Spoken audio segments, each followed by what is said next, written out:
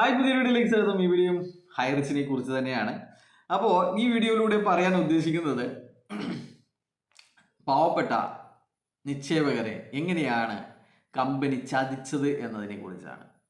നിങ്ങൾ പോലും അറിയാതെ എങ്ങനെയാണ് അവർ നിങ്ങളെ വഞ്ചിച്ചു കൊണ്ടിരുന്നത് എന്നതിനെ കുറിച്ചാണ്.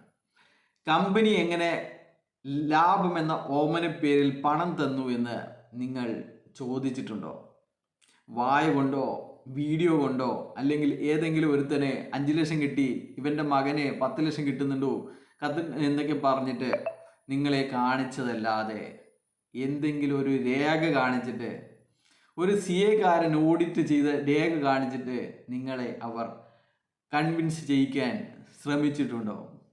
അപ്പോൾ ഇത് പറയുമ്പോൾ 2 വർഷം മുമ്പ് നടന്ന ഒരു കഥ കൂടി പറയേണ്ടി വരും.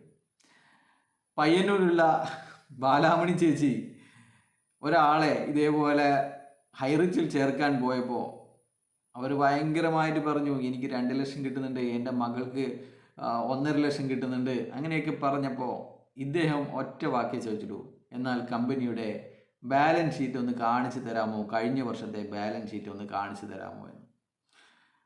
അപ്പോഴാണ് ഇവർക്ക് അതിനെക്കുറിച്ച് അവരാദ്യമായിട്ടാണ് അങ്ങനെ ഒരു കാര്യം തന്നെ കേൾക്കുന്നത്.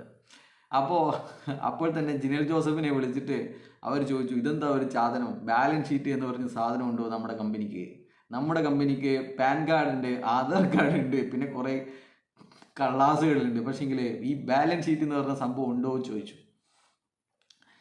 അപ്പോൾ ജിനൽ ജോസഫ് പറഞ്ഞു, അതൊക്കെ നമുക്ക് ശരിയാക്കാം, ഞാൻ എന്തായാലും അടുത്ത ആഴ്ച അവിടെ വരുന്നുണ്ട്, അന്നേരം അദ്ദേഹത്തിന് എല്ലാം കാണിച്ചു കൊടുക്കും.